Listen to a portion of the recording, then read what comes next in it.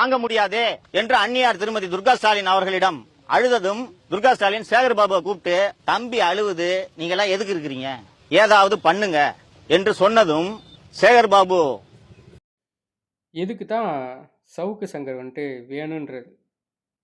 கிட்டத்தட்ட எலெக்ஷனுக்கு முன்னாடியே வந்துட்டு இவரை வந்து கைது பண்ணி உள்ளே வச்சிட்டாங்க. எலெக்ஷன் வர்றதுக்கு முன்னாடி எப்படியாவது வெளியில் வந்துடணும் ட்ரை பண்ணி பார்த்தாரு, முடியலை. அதுக்கிடையில் அவங்க அம்மா இறந்து வேற போயிட்டாங்க. அதுக்கு மட்டும் ஒரு 2 நாள் நம்ம வெளியில் வந்திருந்தார்.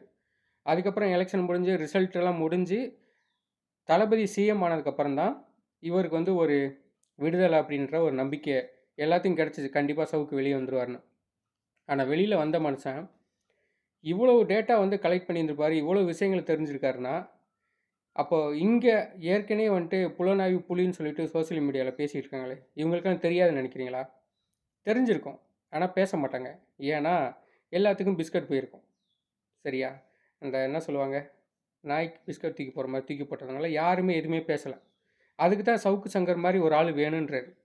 இன்றைக்கி இவர்கிட்ட பேரம் பேசாமல் இருந்திருப்பானுங்க. இவர் இந்த மாதிரி விஷயங்கள்லாம் கேட்கும்போது சொல்லாமல் இருந்திருப்பாங்க, சொல்லியிருப்பாங்க. ஆனால் பாருங்கள், மனுஷன் மறுபடியும் வந்து எல்லாத்தையும் புட்டு புட்டு வச்சுருக்காரு. இவ்வளோ விஷயங்கள் நடந்திருக்கு. இதில் வந்து மெயினாக வந்துட்டு தளபதி சிஎம் அவருக்கு முக்கிய காரணம் வந்திருக்கு யார் அப்படின்னு பார்த்தோம்னா, ஒரு வகையில் எடப்பாடியார் அவர்கள் தான் வந்து உதவி பண்ணியிருக்காரு. ஒருவேளை அவர் வந்துட்டு சரின்னு அந்த திருமாவளவன் அவர்களை வந்துட்டு சிஎம் ஆக்குறதுக்கு சரின்னு சொல்லியிருந்தார் அப்படின்னா, இன்றைக்கி இந்த நிமிஷம் தமிழ்நாட்டில் என்ன பிரச்சனை ஓடிட்டு இருக்கு, என்ன நிலவரம் நடந்திருக்கும்னே தெரியாது.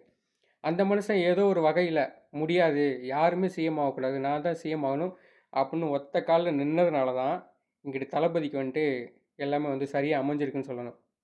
இருந்தாலும் சவுக்கு சங்கர் அவர்கள் சொல்கிற மாதிரி எடப்பாடியார் தலைமையில் கிட்டத்தட்ட 2019லேருந்து அண்ணா திமுக வந்துட்டு வெறும் தோல்விகளை மட்டுமே சந்திச்சுக்கிட்டு இருக்கு. எந்த ஒரு மாற்றமே இல்லை.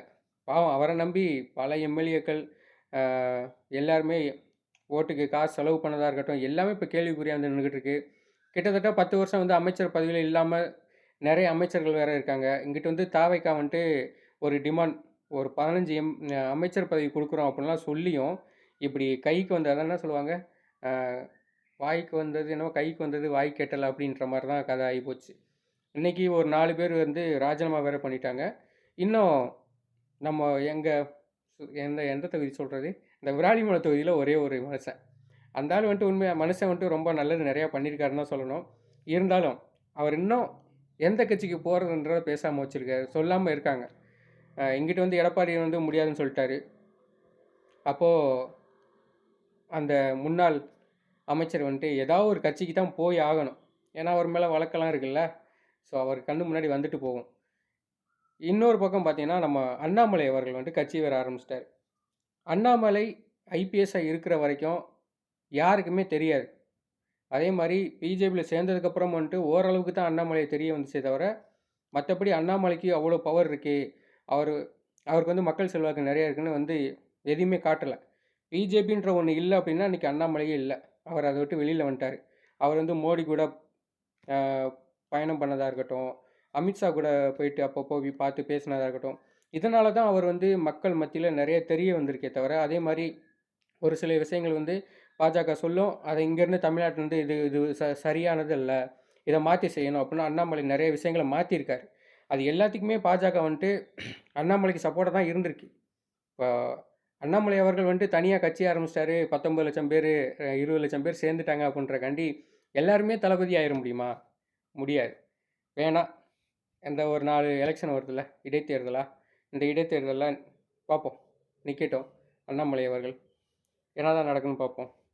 ஆனால் நான் எதிர்பார்க்கல அண்ணாமலை அவர்களுக்கு இவ்வளோ அண்ணாமலை நல்ல மனுஷன்தான். அவர் வந்து அதுக்காண்டி கரைப்படியாத கைகள்லாம் சொல்ல முடியாது அண்ணாமலை அவர்களை. அவர் மேலே நிறைய குற்றச்சாட்டுலாம் சொல்லிட்டு தானே இருக்காங்க. அது உண்மையாக பொய்யான்றதை வந்துட்டு தமிழக காவல்துறை தான் சொல்லணும், அவங்க தான் பார்த்து சொல்லணும்.